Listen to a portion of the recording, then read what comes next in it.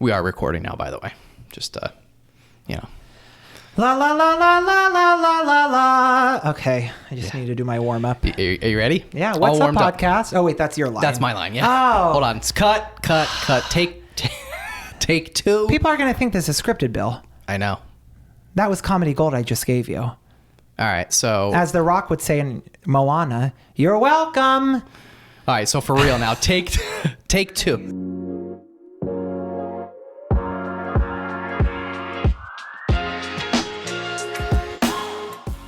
Hi, I'm Bill Corcoran Jr., and I'm your host for the On the Stacks podcast. Today, I'm chatting with Chris Bohinski, co-host of PA Live on WBRE and creator of the SmileStory. What's up, podcast episode 29? Welcome to the On the Stacks podcast. Chris, how are you? Bill, I did not know that I was podcast 29, and my birthday is on a 29, November 29th. That's right. Last year, I celebrated my golden birthday. I was 29 on the 29th in 2019. That's crazy. How serendipitous that. Oh my now God. This whole thing was just meant to be. Like, I have the chills right now. Yeah. I kind of don't. I'm sweating a little. It's a little warm. A little toasty. It is. Are you nervous? Hot and humidity outside. Heat and humidity. Yeah. I can't even talk. Verklempt. Here, cheers before we begin. That's right. Cheers. Wonderful. Gulp, gulp, gulp, gulp. I'll do the cartoon sips. Go ahead. We'll add the sound effects in later. Oh, I did it already. That was it. Oh, go. Okay. Got it. All right. So you're from Wilkes-Barre. Yeah. You moved to New York City. You've been back and forth a couple of times, and a lot of things happened in between. So kind of take me back to the beginning and tell me a little bit about your background. Christopher James Bohinski was born in 1990 here at... All right, let's fast forward a little. Oh, okay. I wasn't being funny, but I guess I can, But the 29th. This is what the people want, Bill. Come on. From the day you're born, This is number 29 before we get into the 30s. The Dirty 30 Club. You're right. Of the podcast. About to turn 30. Congratulations. Thank you. That's big. Yeah, That's thanks. huge. Yeah. Happy 30th. Almost. I'm celebrating my 30th this year, and now you are. Yeah. Wow. Just on the podcast, though. I'm actually 31. Well, I knew that. Yeah. So, born and raised in Wilkes-Barre Township. Originally we lived in Kingston. So, shout out to all the cities and suburbs and boroughs. And growing up, I was an inquisitive kid. I have an older brother and an older sister. Both are a little bit older than me. Like, none of us are really like close in age. And we got along as a family. My mom, my dad, and my sister Chesla, my brother Timothy. And I felt like I was always the one looking to be the showman because I was the youngest. Now, I was physically the biggest, but in age, I was the youngest. So it was always up to me to put on these little skits and shows. For the family? Yeah, them at a party, at a graduation gathering, at anywhere. It was kind of like I didn't have a voice unless I was on a stage, and that stage could have been the backyard, it could have been the living room, it could have been the lobby of a high school. And I think just intuitively, as I was growing up, this showman-like persona in my mind was constantly getting ingrained. So aside from every extracurricular club I could do, I was in theater, I sang, I always loved performing because I had confidence in my abilities to command an audience with the hard work put into whatever type of performance it was. And my mom and dad were always encouraging people. So in middle school, in high school, I was always the one doing the solos at the spring concert, doing every show, singing the national anthem at a basketball game, my brother's basketball game, watching my sister perform in the summers at Six Flags in Dorney Park. But during her downtime, I would be learning all of her dance routines and all of her songs. And it's kind of just continued into where I am today at the news station. So what took you to New York City? What took me to New York City? That's a loaded question. I know. That's why I asked How long is the podcast? No, I'm kidding. Don't time mark it. Don't time stamp it, because then the viewers might fast forward. I know. We don't want to do that. But thank you for all watching it. But seriously, this On the Stacks podcast, this is it's becoming a hallmark of Pennsylvania and beyond. So I'm really honored to be here. And I guess I'll answer the second part of the question. There wasn't a second part. Just the first part. What took me to New York? Well, one of the things that happened because of New York is me sitting here. So I'm honored that I get to tell, part of my story here. But always growing up, the vision, as you're told, is if you want to perform and you live on the East Coast, it's kind of, you go to New York. That's where you perform. I never necessarily said I wanted to perform on Broadway, just some sort of medium where I would have a stage, and if it was one person, if it was 10, if it was 10,000, I just wanted to perform. So just the thought, I have to go to New York because that's what you do if you want to be on stage. That's where the producers are. That's where the TV shows are. That's where the movies are. So what did you do there? Well, everything, Bill. Really. I went there with no friends or connections or contacts. Found a roommate kind of through a friend of a friend of a friend who was like an other friend of a friend, and made it work out. And initially I did the, hustle and bustle of being that singing waiter, working at restaurants and catering jobs to pay the bills. But once I kind of got into a few networks and circles of people, I started working in production behind the scenes.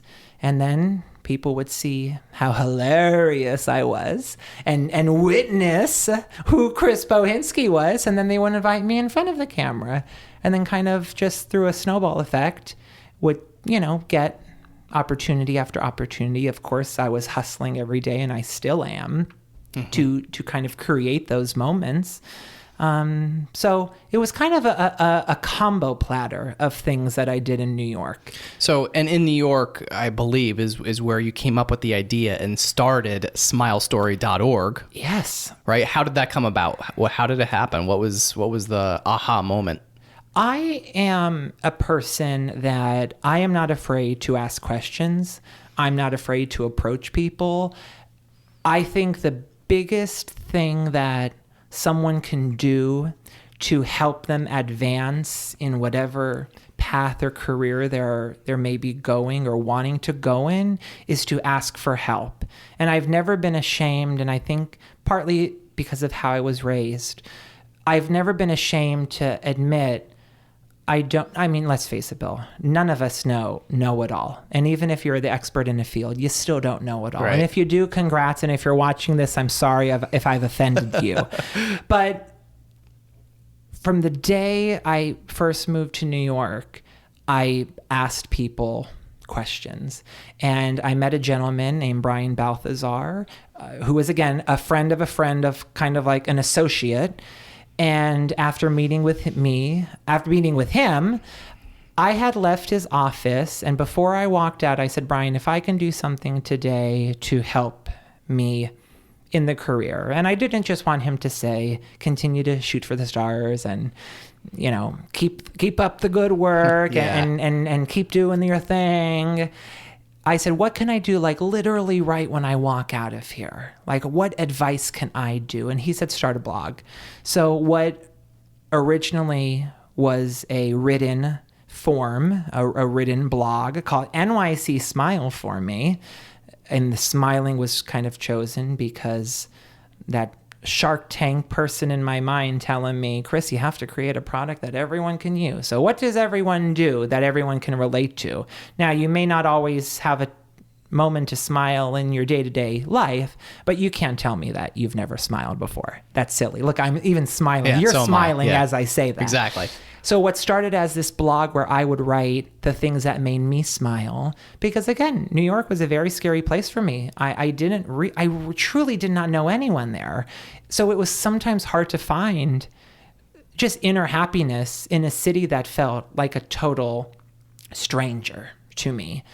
And slowly it morphed into a platform where I would ask guest contributors to write something for the blog, and then it organically formed into this platform where it was on video. So why did you choose video? Like, what made you say, like, okay, I'm doing writing now. Now I'm going to switch to video. What was the... No one ever has time for anything, right, Bill? Right. That's what everyone's like. But in New York, it's like you hurry up and wait. Yep. And I mean, anywhere, it's like that. So either in the moment you're the busiest person alive, or in the moment you are not the busiest person alive. Like, where's that happy medium? If anybody watching on the or listening on the Stacks right now knows how to find it, hit me up. And kind of with that foresight of how is someone going to email me 1 or 2 paragraphs of an interview? Exactly. And just telling me what makes them smile. It's sometimes hard just to have someone sign a card in the employee break room for someone's birthday, and that's like their signature. So in an instant once, I was working on the show So You Think You Can Dance. That's on Fox. It's a dancing show like American Idol, but it's for dancers. Gosh, how many times can I say dance? Yeah, dance, yeah. Dance Revolution. Yeah. Did you ever play that? No, I'm a bad dancer. Oh, you don't want to see me dance. No, I do. Oh, I can't. So I'm a real bad dancer. Okay. Well, yeah. I could try, but... Everyone can try. Yeah. Everyone can dance, just like everyone can sing. That's the instrument that God gave you. It's true. So you might be a terrible singer, but still you can sing. So I'm sure you can. You probably have a voice for podcast, I guess. Well, that's good. Yeah. You just gave yourself a compliment. I guess I think I did. You meant to say you have a face, right? Yes. Like a face for radio. Yes, I meant face for radio, yeah. That's okay. Well, yeah, all of it. Yeah. All of the above. Yeah. And I was chatting with Jason Derulo, who is a singer, dancer, a songwriter, all of the above. And just kind of in an instant, instead of asking him to write something for me, I had asked him if we can do it on camera. And from there, the idea of just having a conversation with someone that's being recorded on a video kind of was birthed. And since then, SmileStory has been this space where the goal has always been the same, to, spread happiness and joy and positivity with whoever I was talking with. If it was myself, then it was what my joy, my happiness was that day. And kind of through this video medium, I've gotten not a word, right? There's a dictionary right in front of me. There is. I think gotten is a word. Okay. I think. Okay. Gotten. Gotten.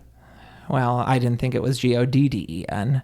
Could be. But that's the NEPA in me, and I know you. Did you just sometimes? I listen. Cut Bill, the show. Show's over. I listen to your on the Stacks podcast as I'm getting tongue quiet. Look at, I can't even talk. You're making me nervous. I know. Because here's the thing: I like recycled jokes when they're appropriate. And in a previous episode, you've talked about the difference of saying NEPA or NEPA, NEPA.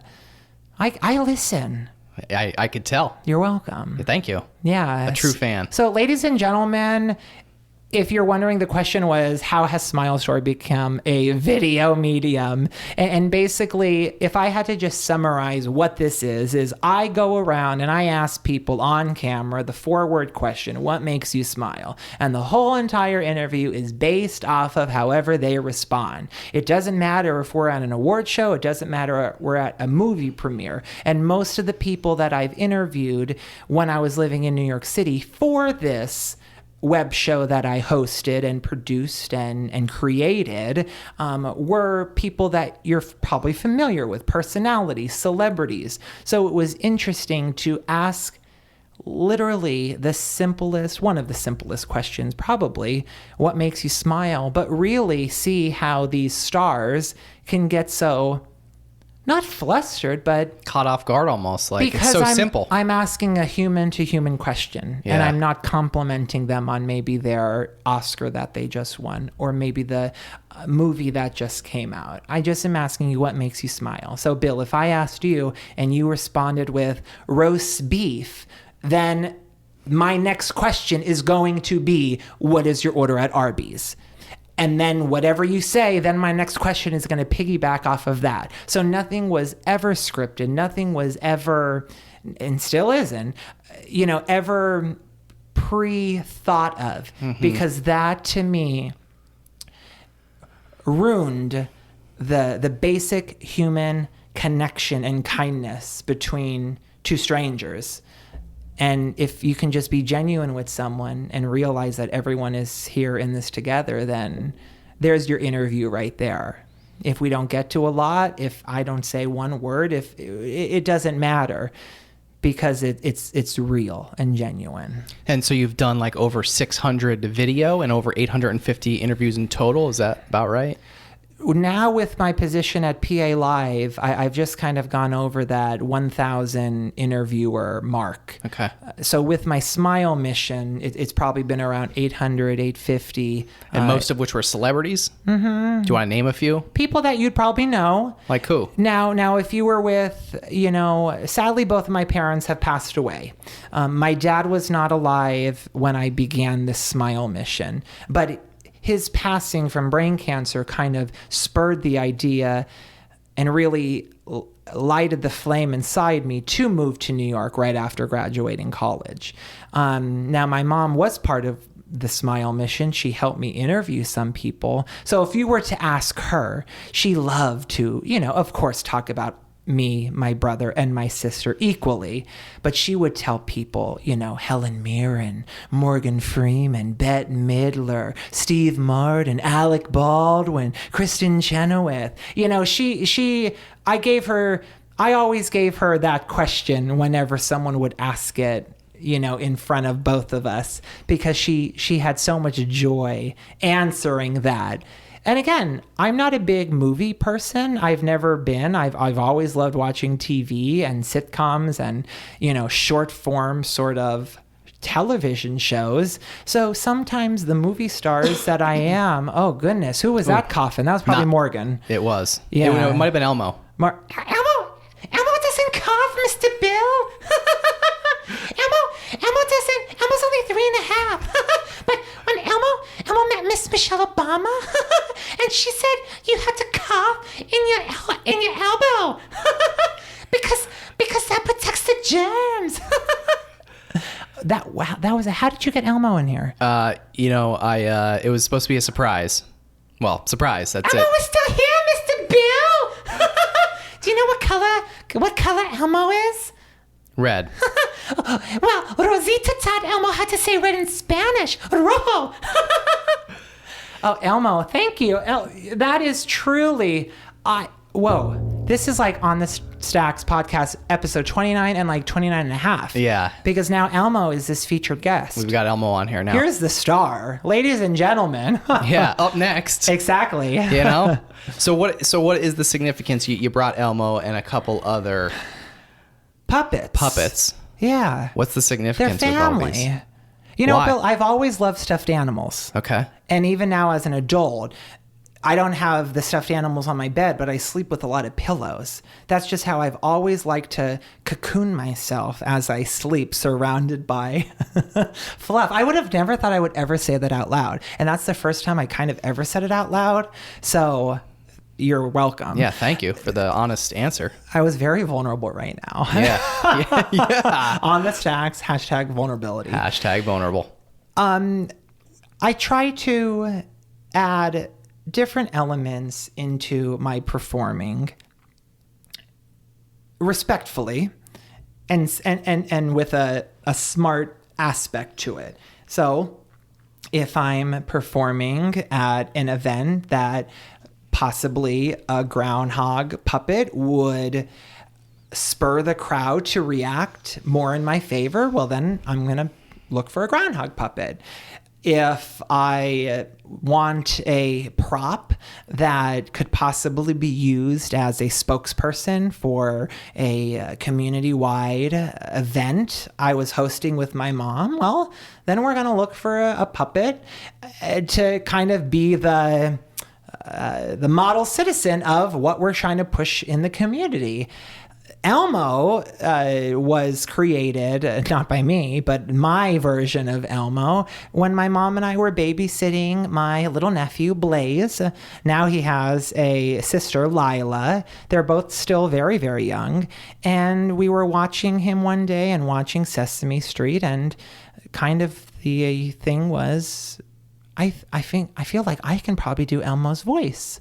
And then ever since then, it's just kind of grown, and, I'm not perfect, but it makes him smile, and his sister, and even the adults when I do it in front of. I have an adult nephew, AJ, and I feel like if I talk to him as Elmo and he conversed with him, it would give him as much joy, if not more, than the little kids in, my life, because, everyone knows who Elmo is. Yeah.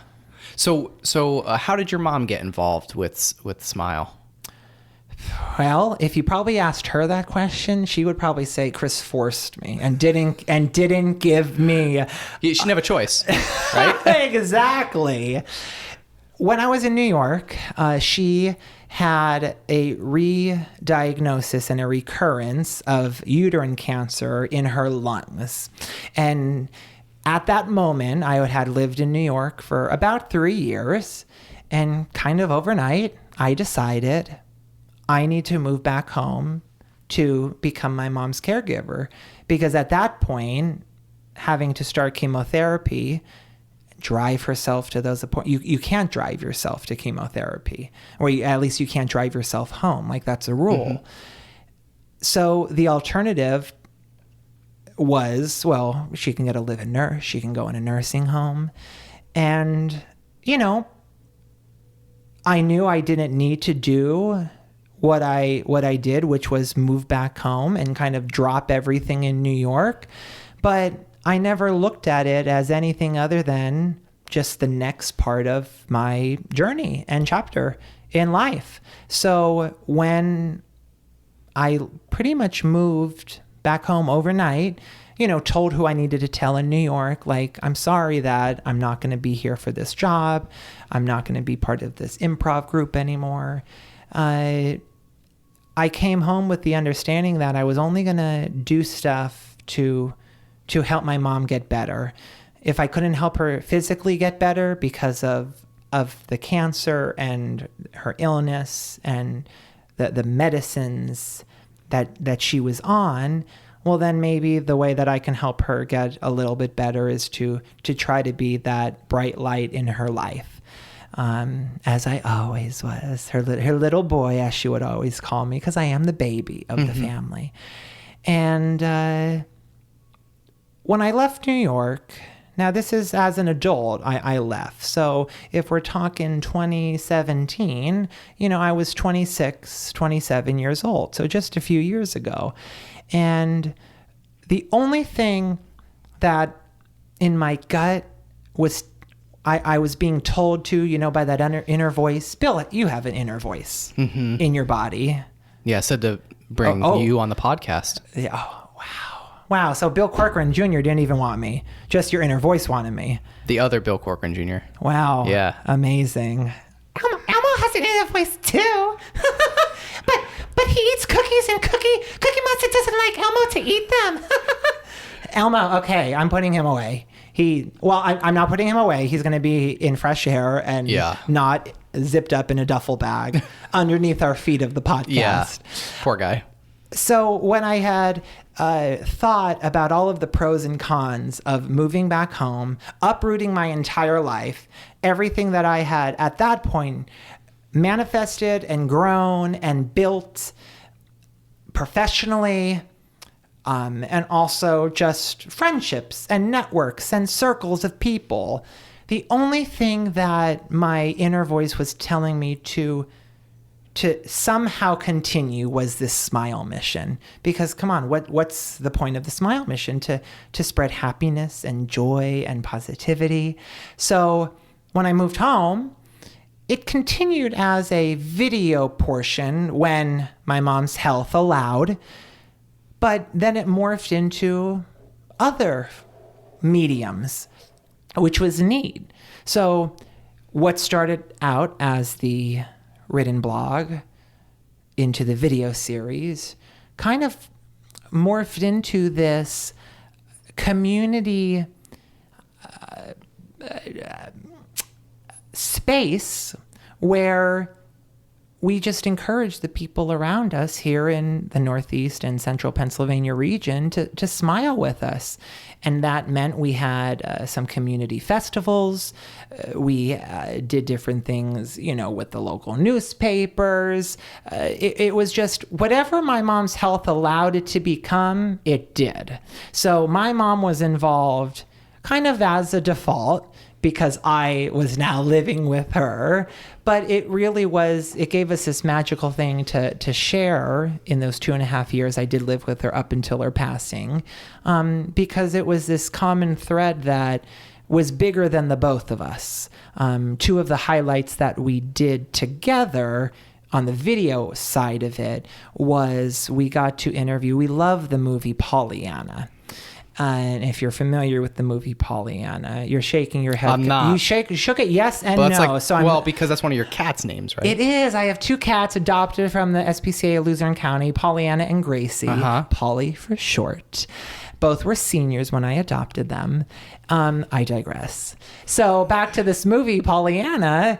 In the movie, this little girl who was played by the actress Hayley Mills, who was the last person ever to receive a children's Oscar, always just tries to find the good in life and always finds a way to be happy.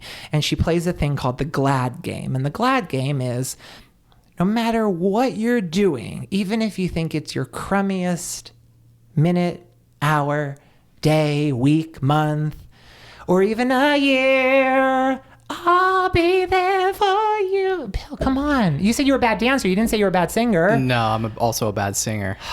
I told you I only have a face for radio. You didn't say that. That's what you meant to say. I said voice for podcasts, but same thing. Yeah. So long story short, when my mom's health allowed it, we got to interview Hayley Mills, who is Pollyanna. We got to interview and sing with Kristen Chenoweth, who is the original Glinda from Wicked. People know her from that. She was also in Pushing Daisies and The West Wing. So that was just a very special moment. So, yeah, there's a long answer to your question of how my mom got involved. So I hope that was the right answer. I think so. Okay. Yeah. Good. That's great. I mean, it sounds like she was a big part of it, and it sounded absolutely. She was it. And I don't say that jokingly. People think interviewing celebrities and stars is great, and it is, but being able to share that with my mom and being able to really find my own smile by asking other people what makes them smile, it's such a cyclical thing where you don't know what you need in your life to help you chug along, but somehow, some way, the universe let that smile mission be that thing for me and my mom during her sickness. And so, you talked about being her caregiver, during the years that she was sick. I mean, you lost your dad, and now you're, back home here taking care of your mom. I mean, what was that like for you? It was tough. It was really tough. And when you're known as the smile guy, it's sometimes hard to keep that illusion alive 100% of the time.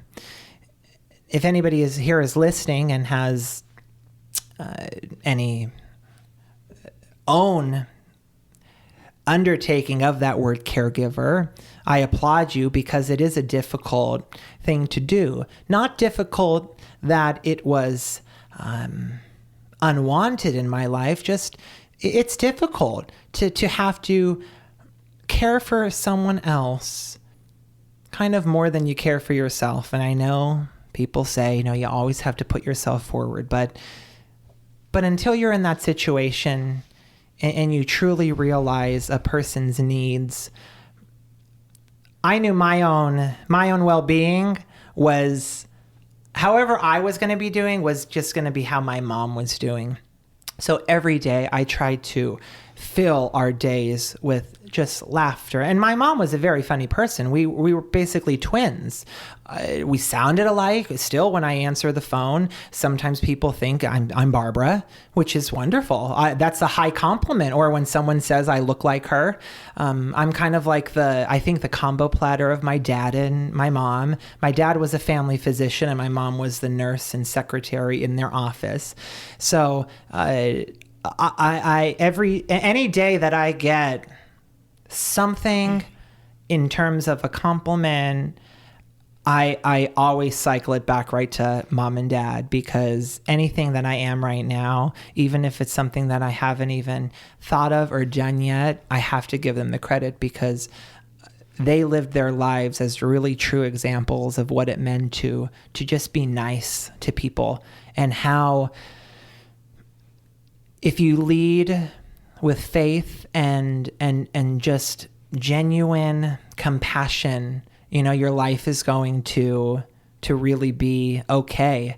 And yeah, it was maybe crazy for me in some people's eyes to drop everything in New York. At that point when she was sick, I had just had a lot of personal achievements on a grander scale than what I had already, accomplished in my life. So probably, and I know for a fact, some people did view it as the wrong decision to go home to, help someone put their socks on, or in the bathroom, or cook meals for. But I was always cognizant in my mind that everything is going to work out just the way it needs to. Not the way it's supposed to, the way it needs to. And there's a quote by Condoleezza Rice, I know, right? Has she ever been spoken about on the podcast before? I think this is a first. On the Stacks podcast with a Condoleezza, verse. yeah. Condoleezza. Do it. Go ahead. Well, I don't know it verbatim, okay, so I will just summarize it. Okay. But basically what she tells people is, whatever journey or path you're on, just be open that path may change, and you may not want it to change, and you may think it shouldn't change. But if you're open to life's serendipity and joy, you'll be surprised at how once you're on that unknown, maybe possibly scary path, everything will fall into place when it needs to. Do I still question? I'm not even 29 and both my parents passed in the same decade. Absolutely. I don't question it out of anger or spite, against God, or, if anybody's watching, whatever higher power you think of or believe in, if any. But it's just not how it's supposed to be. But again, who has the right to say what life is supposed to be? And if I can say one thing in terms of thanking my parents for what they taught me, was to just it's all going to be all right. I can hear my mom and dad telling me that right now. And sometimes even when I speak aloud and talk of this, it's almost like, no, I'm not that wise. I don't have that wisdom. It's like them talking through me. That's great. Is there or were there any last pieces of advice that your dad or your mom gave you before they passed that really you use every day to keep doing what you're doing? That's a great question. It's a tough one. Yes. See, this is when I'm sure if you've had other people on, which you've had 28 people before me, this is called vamping. So we'll just chit chat a little while I try to form the answer. Come up with the best in my answer. Mind, because this is a loaded question. It is. I would say that when my dad was sick and got diagnosed with his brain cancer, we had a few conversations of what I really wanted to get out of life. Me, Chris, what I wanted to get out of it. Up until that point, I was pre-med in college. I was studying chemistry. When he got sick, it was my first day of my junior year. By the mid point of the semester, that junior year, that fall semester, I became a double major. So I kept the chemistry major, and I was still pre-med, and I was still online or on course to take the MCATs, which I did, which is the exam you take to get into medical school. But I also did a major in music and theater. And that was kind of the first point in my life where the idea of, I'm just going to take over Mom and Dad's practice. Both my brother and sister are doctors. They're PhD doctors. So it was kind of resting on my shoulders to take over the medical practice. Be the MD doctor. And when he kind of gave me the permission, even though no one ever said you're going to be the medical doctor in the family, when he just, I don't know, was just made me sense, it's okay, Chris, whatever your talents are, which he knew what they were, that's what you should do in life and what makes you happy. And kind of through his sickness and seeing how life is so short and sometimes seemingly unfair, him passing at age 59, the healthiest person I've ever met in my life, always took the steps, never took the elevator. He didn't have a fear of elevators. He just did it to be healthy. Didn't smoke, didn't drink. Not saying that people that do are unhealthy, but he was the textbook definition, as I'm sitting in front of a dictionary, of what you would think a healthy adult male is. So I would say the advice that he gave me was to be okay with what I thought I could give to the world. And anybody in my family would tell you that I've always been most home on stage. Again, whether it be for that one person in our living room, the 10 people in our backyard, or in an arena.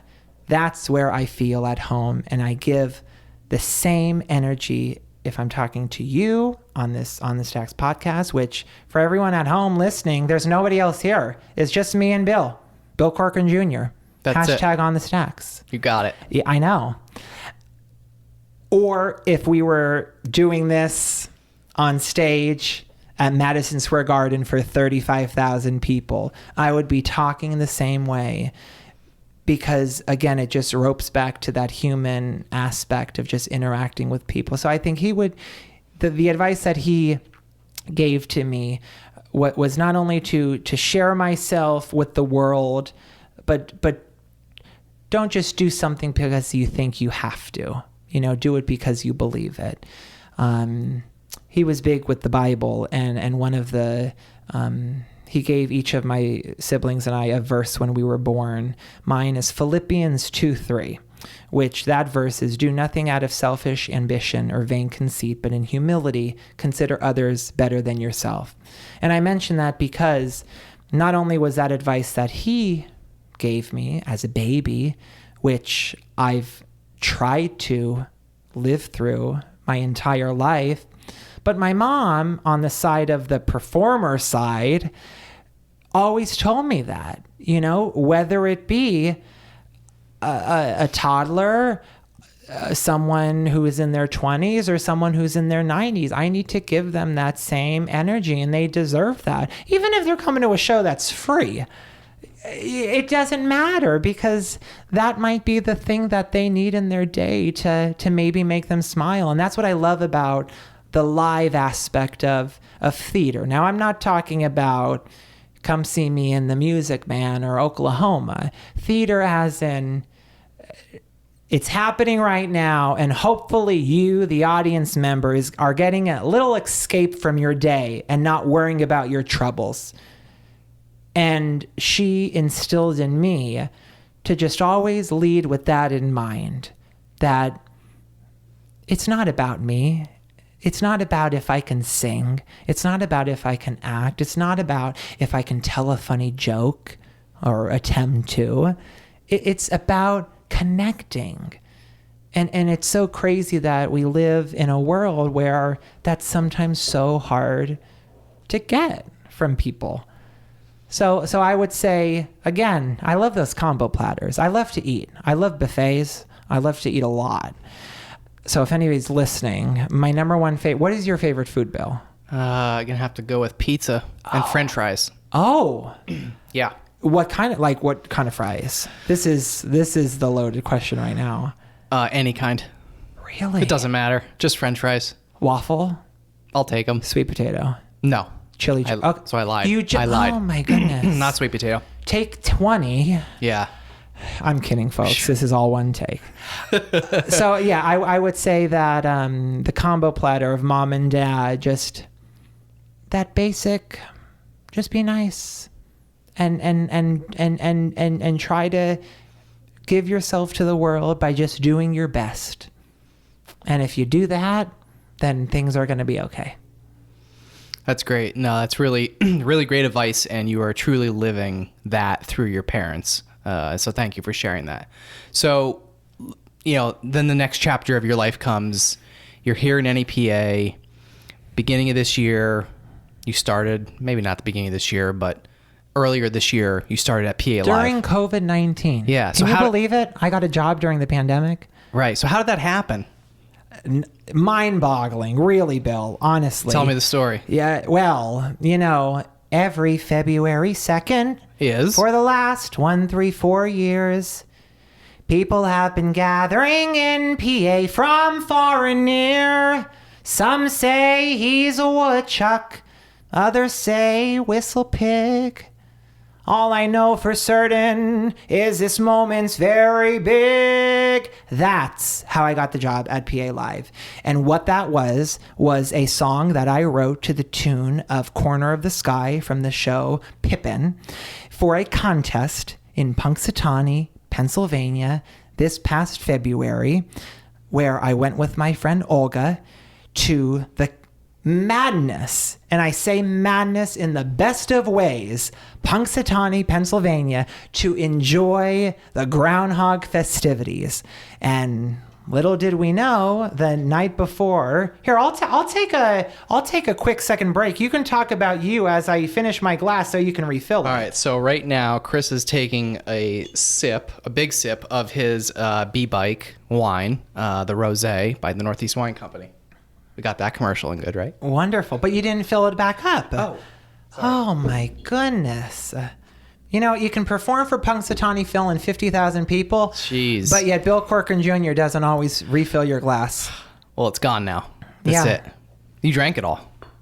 Empty. Hear that? Can you hear that? I don't know. If other folks may know, I do have a history of breaking wine glasses. So this is a wine bottle. Yeah. But So that's the note right there. Yeah. But Bill, this is what I love, because anybody listening right now is probably thinking, how am I going to follow along to this? Because truly, it really is hard to follow someone's life journey, and to kind of succinctly say it that it makes sense is difficult. And I am the first person to admit that everyone has their own battles and their own struggles and their own triumphs that sometimes you don't understand everything. And if someone's listening right now and thinking, what did we just listen to? That's okay. Because that's what life is. Like, we shouldn't have to pretend, you know it all. You shouldn't have to pretend, he sounds cool, or I like it. If you don't like it, you like it. If you don't, you don't. And I just love spontaneity in life. And one of the spontaneous things I did, see there, I wrapped it all together, It's Bill. coming back. Here we go. Here we go. I was like, what? Wondering. I'm like, where? He's off in left field. What's going on? But we're back. Go ahead, finish it. I was more of a second base person in baseball. All right. Yeah. Left field, is that the one that... No, right field is where, no one ever hits it. Right? So sometimes people don't even play right field. I think, yeah, unless you're a lefty, right? I don't know much about baseball. Well, what you just did to me looked like you were holding a hockey stick. That was a baseball swing. I did my best left-handed baseball swing. Are you playing pinball? I know. So on February 1st of this year, 2020, the day before the Super Bowl, I entered a contest, became a semifinalist, where the prize was to sing on stage the morning of Groundhog Day singular, because there's only one groundhog, as every person there will tell you. Phil. Phil. They chant that. Yeah. And went to Punxsutawney with my friend. went to this talent show contest where you could have done anything that you wanted to show to an audience. You could have done magic. You could have juggled. You could have sang. You could have danced. People did all of the above. And fortunately for me, the judges who were the inner circle, the men with the top hats that like pull Phil out of his burrow, they chose me as the person to sing the following morning, literally at that point, just in a few mere hours, sing on stage with Phil. And I did. And this year, 2020, the palindrome, the Super Bowl, a Sunday, it was their largest audience ever. 50,000 people were at Gobbler's Knob. People started getting there at midnight. Really, the party begins like 3 days before the groundhog is pulled out of the burrow, the tree stump. But that morning, kind of at midnight, there's like a fireworks display. It's a spectacle. So long story short, again, I sang, I performed. Killed it. Thank you. You weren't there, but I watched it. Oh, I appreciate that. I wore a sequin suit jacket. We had on the stacks today. I wore glitter shoes. That you also wore today. I got a used groundhog puppet from eBay. That we also had today. And a shirt that I got off Amazon. Did not have that today. Well, you know what the best part of the outfit was, which really I don't know if a lot of people know this, but our family, we love thrift shopping and going to flea markets and garage sales. And before my mom passed, actually before she got sick, I believe, she went to the Goodwill and she was always looking for costume pieces for me because she knew I would find a way or a reason to wear them. And one of the things, being a bigger fella, I am 6'4", with, as they say in the Valley, meat on my bones. I don't starve at the dinner table. One of the things she got me once was a pair of women satin pajama pants, black pajama pants.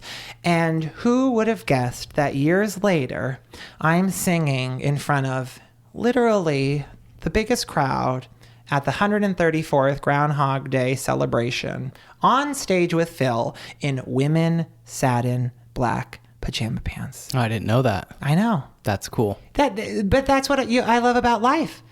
Because, we could say what our roadmap is. We could say what we thought we were going to do.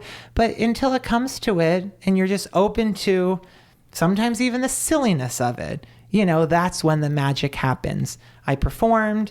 The next morning, I got a message actually from the current host of PA Live, Haley Bianco, which I know she was on one of your inaugural episodes. She was like 4, I think. 4 or 5, I believe. Yeah, very early on. On the stacks. Right before the pandemic and before the shutdown. Yeah. And she invited me on the show to talk about my experience and kind of through a snowball series of events with meeting people behind the scenes, just there as a guest, turned into guest co-hosting and job interviews and more interviews. And then the world shut down, as we all know, in March, and kind of everything was at a standstill. But then I got the call like, hey, we want you to be with PA Live. So it's funny how really, a job that I didn't even know they were hiring for, a job that I initially didn't apply for, was not only one, that's not the right word, because I got the job, but for ease of this podcast, we'll say won or garnered, was all because of a groundhog. That's crazy, isn't it, Bill? It is crazy. But I am on PA Live right now. Their reporter, producer, Haley was off today, so it was just me solo hosting it. And I'm glad that now there's a team there so she can take some days off, because for a long time she was by herself and she does so much. And I think people don't realize that when a producer's job on a television show like that is probably 90% of your time. What you see on TV is the fun part. That's the last part of our day. The last 10%. Really, yeah. So I cannot be more happy with how she has welcomed me really onto her show and has accepted me and my creativity. But really, she was the reason why I'm even there, because she's the one who proactively reached out to me because she saw someone share something on Facebook. Hey, there was a local kid who at the end of his performance on stage at Gobbler's Knob jumped on top of the stump of Phil's burrow. Like, gosh, we should have him on the show. So now I'm on the stacks with you, really, because of the Groundhog again. So that's why I had to bring him. Goes back to the Groundhog. Yeah. It's crazy. It's a really crazy story. And, congratulations on all your success. And, I'm really glad you're here, and I really appreciate you coming on to share your story. It's been, very personal, and I'm sure hard for you to talk about a lot of the things, especially with your mom and dad. And, I hope our listeners are able to take away some of the positivity that you've shared with us today. And I know you and Haley are probably going to win an Emmy pretty soon. You know what? That would be great. It's not about the awards, but when people see your work and appreciate it, that's always nice. And yeah, I guess the Groundhog, that was like a contest. Yeah. That winning that allowed me now to be at Corcoran Printing doing this podcast. So, Hey, if winning something else will just allow something else awesome to happen in my life, well then bring it on. But Bill, really, what you're doing with this, I think, again, probably people don't realize there's lots of moving parts to it. It's not just, hey, you record something and that's it. It's planning. It's organizing. It's going through with whatever sort of itinerary you have for each episode. So really, it's been an honor being on here and to see, because I am a fan of it. Yeah, thank you. Before I've been on here. And is this the longest interview you've ever done? Probably. About you. Yeah, I've never been interviewed this long before in my life, because it's always me doing the interview. I'm on PA Live weekdays, Monday through Friday at 4 o'clock, live every day on WBRE. Chris Bohinski, Facebook, Instagram, Twitter, LinkedIn. Ooh, yeah. And SmileStory.org. SmileStory.org, yeah, my website. What is your favorite thing about an EPA? You want me to say On the Stacks podcast with Bill Corcoran Jr. Duh. And I just did. Yeah. What is my favorite thing about NEPA? Your second favorite thing. Right. Oh, now this is two questions, Bill. No matter where you go, whether it be your neighbor's house, the store, a concert, the public square, wherever you're living, the people that you see, that you interact with, that you notice. I like to people watch, not in a mean way, but good character study. You kind of see who lives in different environments. There's a lot of familiar faces. Now, Bill, I don't know you. I mean, I know you now because we just chatted. But even the people you don't know, right? Right. That's the magical part. It's the community of NEPA. And I'll say that again, if they didn't catch it. Yeah, one more time. Even the people you don't know, And I mean that. I could walk in a grocery store and you see maybe people. Did they know my parents? Oh, wait, did I play Little League with their son? Or do they know my sister? Or no, they played basketball with my brother. Oh, wait, they work at the pizza place that I always get my stromboli at. But probably half the time, it isn't those people that you're thinking about. But you relate to people. And this valley, this area of Pennsylvania, does a fine job at weaving that communal thread between all of us, that we're all on different parts of that quilt, but we're all connected. And sometimes you don't find out how you're connected with someone until you're on the Stacks podcast. Wow. You like and that? You just wrapped right. Ladies and gentlemen, taking his final bow, Bill Corcoran Jr. of On the Stacks podcast. I'm bowing right now. And Chris Bohinski. That's me, ladies and gentlemen. But that's what I would say. That's my favorite part of NEPA is even the people you don't know, you know. So before we end, I have one final question for you. I'm sure you probably know what it is, but Chris, what makes you smile? What makes me smile? What makes me smile? A lot of things make me smile. Whenever I asked that question to people on red carpets and at press events and galas, if I saw that they were maybe confused at it, I would encourage them to answer kind of in the moment. Yes, your family makes you smile. Yes, your pets make you smile. Yes, spending summers at your grandparents' cabin makes you smile. But what makes Bill smile today? What makes me smile today? I would say today, now this is TMI, but back to my cats. This past weekend, I have 2 litter boxes for both of them.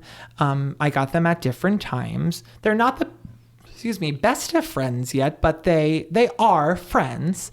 And what I had thought, which was now confirmed, is that they're using the same litter box. And I was told by the people at the SPCA, when they do that, that means they're becoming they're BFFs, besties.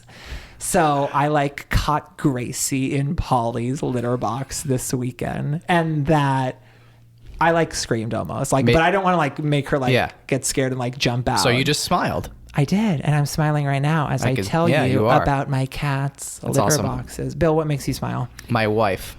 Yes, your lovely wife, Jessica. Yes, Jess. She's the best. Oh, I'm not supposed to say Jessica? It is actually just Jess. Oh, I'm so. That's okay. Goodness, Jess. It's okay. We'll bleep that out. She won't hear it. I am sorry. She won't hear it. But you know what, She'll Bill? forgive You don't have to bleep it out because people make mistakes in life. Yeah, that's okay. And it's okay. It's totally fine. No one's perfect. She won't hold it against you, I promise. Now, if this comes out and you make me look perfect, okay, great. Let's do that. I'll do my best. But it's okay if you mess up. Because messing up isn't messing up if you... It's just part of life. Yeah, just accept it. Yeah. Right? So that's it, my wife. Wonderful. I think she makes a lot of people smile. Definitely. And she's making me smile that she's allowing you to interview me right now. Yeah, really. So thank you for that. Thank you, Jess. Yeah, so thank you. All right, well, hey, Chris, seriously, thank you so much for joining me today. This has been an absolute pleasure. Thank you for sharing your story. It's truly inspiring. On the Stacks podcast, Chris Bohinski, co-host of PA Live on WBRE and creator of SmileStory. Thanks for joining me today. Thank you, Bill. And as they say in Pennsylvania, on the Stacks. That's my new outro. If you'd like to learn more about the On the Stacks podcast, be sure to search the hashtag #OnTheStacks on Instagram, Facebook, and LinkedIn. If you enjoyed this podcast, please subscribe and leave a review. We'll catch you next time on The Stacks.